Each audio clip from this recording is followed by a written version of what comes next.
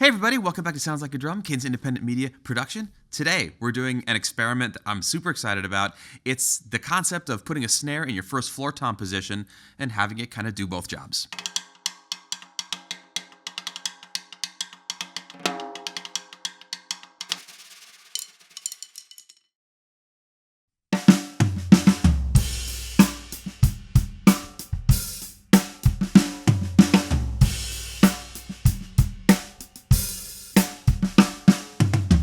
This is something that's come up a lot in the community, in the comments and on forums and things like that. And just to get out in front of it, there are a lot of people who are doing it these days. Robert Sputt-Seawright is the first one that I saw. Larnell Lewis with Snarky Puppy does it now too. Annika Nilles, other people. And the idea is we're taking away our first floor tom, and we're taking a deep but still 14-inch diameter snare drum, putting it in that position and tuning it in such a way where it is a floor tom sound when we use it with the wires off, and it is like a beefy, sort of explosive, down-tempo snare sound when we choose to engage the wires. First off, let's hear what it sounds like in the snare mode.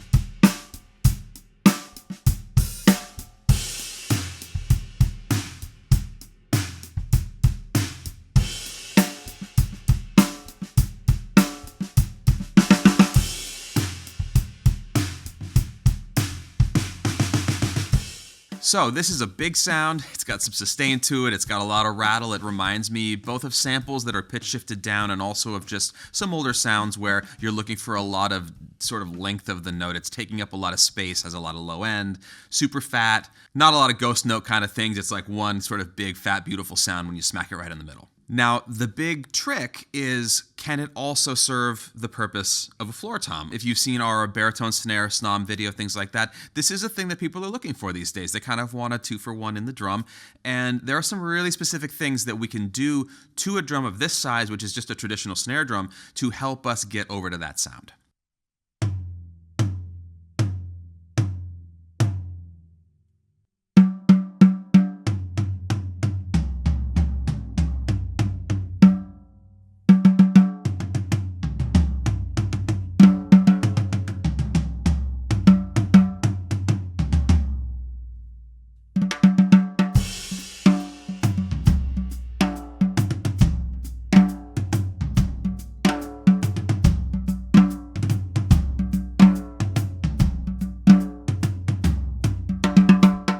So what did we do? Because it's definitely doing it. It sounds great. It feels good to hit. I forget when I'm playing it that it's a snare drum, and that's definitely what we're after here.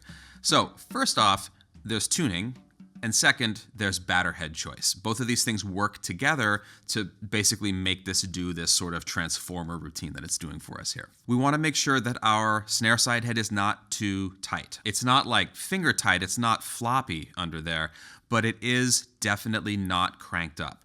The reason for this is because we don't want to drive a ton of overtones through the top head, and we also don't want to choke out the feel of the batter head. And if the bottom head is super duper tight, anywhere even from like where you might think of as regular for a snare drum that you would normally tune to use as a snare drum, it's going to start to make the top head feel very strange, difficult to tune, and it's not going to allow it to make the low end part of the sound that's pretty fundamental to what we're after here.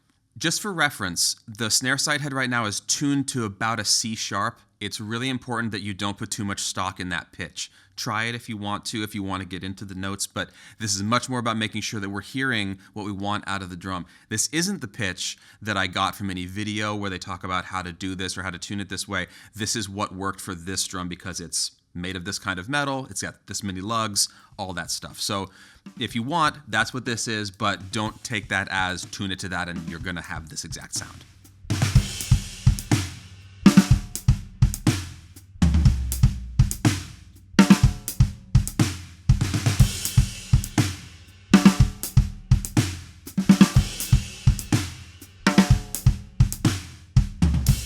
Now over to the batter head. We actually tried a couple of heads today to see sort of what was going to get us where we needed to go with this. And the main thing here is we need mass to suppress overtones and boost the fundamental, and also to give us power when it's tuned this low. And the other thing we need is to be able to make sure that it's going to stay in tune at this low tension. So a beefier head is also going to give us a little more wiggle room where that's concerned, because it's going to take a little more tension to get it to whatever tension it's at. So this one is actually staying put really well in this ultra low spot. The final verdict here was to use an Evans hydraulic batter, which is actually what a lot of people use who do this kind of tuning as well. And it's basically giving us everything we need to sort of focus in the sound of the drum and also keep us from having to use some kind of muffling or E-ring or something like that.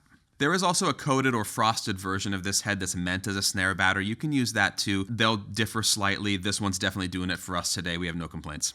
Tuning on the batter head for this one, this is a little more to a pitch taste kind of situation, because we want to make sure that it's in between a rack tom if you're using one, your floor tom if you're using one past this, but then also it's going to work in the snare drum range when you turn the wires on. So where we landed with this was it's above finger tight. It's definitely got tension on it, but if you press in the middle, you can see just a little bit of wrinkle around the edge. Tuning it to a pitch when it's this low on a 14 is sort of tricky to do, like in terms of talking about the note, because it's so low, and when you tune a drum this low, the overtones are all over the place. But suffice to say that the goal, after you've got the snare side in a good kind of medium tension, medium low tension spot, is to think about the pitch you want this drum to be and go after that instead.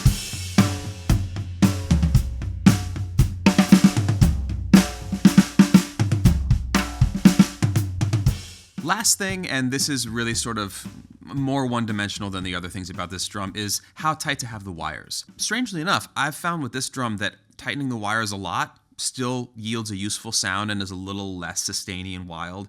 It took a lot of tension to actually choke the drum out with the wires, which is great. I think that's owed to the hydraulic head and all the mass that there is there. But on the other hand, loosening it up a whole bunch is cool too, because it gets us into more of almost like a reverb built into the drum, where if you can deal with the amount of racket coming from the wires, it sounds incredible under microphones, and it sounds incredible at a distance, even if it's a little bit bananas like right next to you when you're playing. Now to the first thing that became a troubleshooting thing once we set this up. We got everything tuned, it's sounding good. I hit the floor tom, which is right next to this drum that's tuned low and has wires on it, and it rang for days. It was ridiculous. Like the sound of the wires when I played the floor tom was almost as loud as just like hitting this drum on its own. And normally I'm a person who's like, snare buzz is okay, snare buzz isn't that big of a deal. This was way, way, way too much. And there is a quick fix for this that, off the top of my head, I'm not sure if we've ever actually narrowed into this on videos before, but basically it works like this. You identify the drum that's causing the snare buzz, if it's the rack tom for this drum, or in this case the 16 for the low tune snare here, and you detune the lug or the two lugs that are closest to the drum that is receiving this vibration and making all the extra noise. A lot of the time it'll only take one lug, sometimes it'll take two, but all you do really is hit the floor tom, quarter notes, and slowly detune that lug, and you'll hear that an amount of sustain is leaving the floor tom that isn't problematic for the sound of that drum, but it's not throwing so much at the snare drum that's next to it. And that's basically how to dial in the crosstalk. You can do that anywhere on your kit. That's a whole other thing. We'll talk about that more later, but it was incredibly necessary for this drum here, particularly because, as per usual, there's no muffling on anything at all. All the drums are wide open, and a lot of times I think when people are using this sort of sound, they might have a moon gel on there or something like that, but crosstalk is still going to come with muffling, at least to some degree. So checking out the lugs nearest to the drum that's making the extra racket on the one that's causing it is going to solve that for you.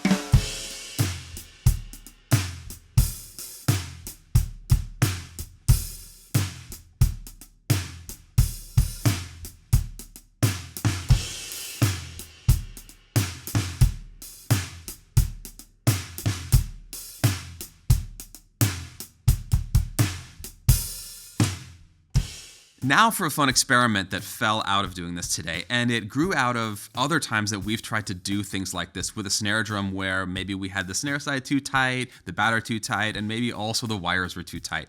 We ended up with this sort of bizarre sound that to us actually reminded us of some electro and like new wave music sampled sounds that are gated really aggressively, almost in a room maybe with like a lot of reverb where they squash it down, but there's kind of an explosiveness to the sound that suddenly cuts off. And what it is basically is taking this exact same setup. I did a quarter turn up on both of the heads and over tightened the wires a little bit. And now we get this rad kind of sound where you hit it and it's got this kind of straight volume threshold and then just gets cut off. And it sounds almost synthetic in a way, you know, that people have been doing synthetic like jungle and drum and bass sounds before. This is my favorite like fake, low-tuned, gated snare sound.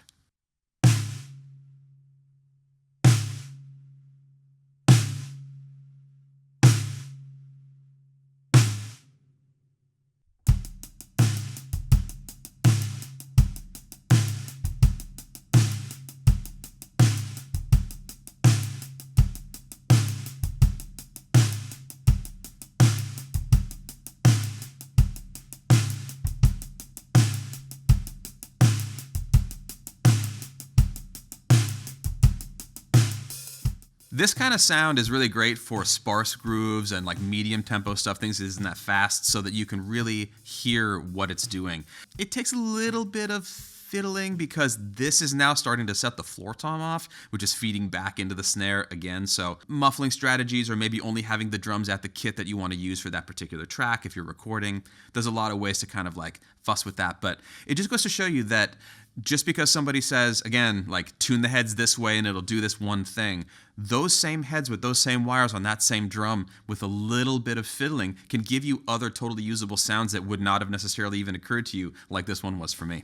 The other troubleshooting thing that I've run into with trying to do a super low tuned snare that doubles as a tom is the drum getting super pitchy, like starting to make a note that lasts for too long that can be dissonant or just doesn't really give you like a tom experience when you play it. What we discovered today was basically that if you can set up the drum to where you don't need to put any muffling on it, especially any kind of ring that goes all the way around the edge of the head, which does tend to focus the fundamental more so than other kinds of muffling that I've used, you can get away from that thing of adding sustain to the fundamental and stick with having a good amount of attack with just some rumble underneath it.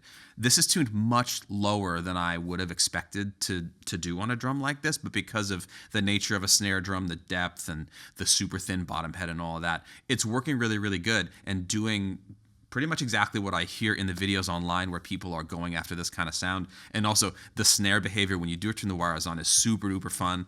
And it really does make it feel like there's another option in the set for another section of a tune or something like that to just go to a totally different kind of place.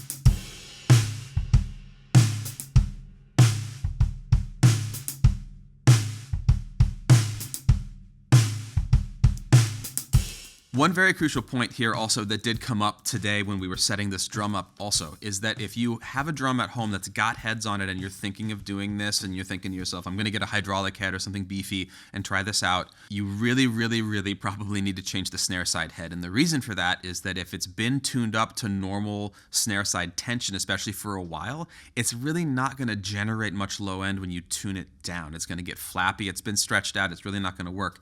And we did that today. Like we were halfway ready to record it, and I was like, let's change the bottom head. World of difference. We didn't use anything that we did before we did that. It also speaks to the thing of maybe if you have the luxury of having more than one drummer, perhaps a drum like this that sort of really makes this sound really well, keeping it set up that way if you can so that you're not constantly having to change the heads and replace them as you're going up and down in tension. That about wraps it up. Thanks so much for watching. Please like, comment, and subscribe and hit the notification bell below so you hear about all of our new videos. We are still doing tutorials every Tuesday, 12:30 p.m. Eastern Time, along with so many other videos, especially on the Patreon. And if you're not already a part of the Patreon, follow the link below. Check it out. We have a lot of levels that you can get into. There's a lot of new exclusive content on there, including our cymbal series, which I'm super excited about. Lots of new things coming out on there. And lastly, I guess it goes without saying, I'm really curious what setups you use if you do this, or also if you watch this and try it out, how it goes for you, particularly what drum you use also. We used a 7x14 because that seemed to be the move that people were doing online. It probably would work with other sizes too. I don't see why not. So let us know your experience about this and how it worked for you, whether you're doing it live or in the studio.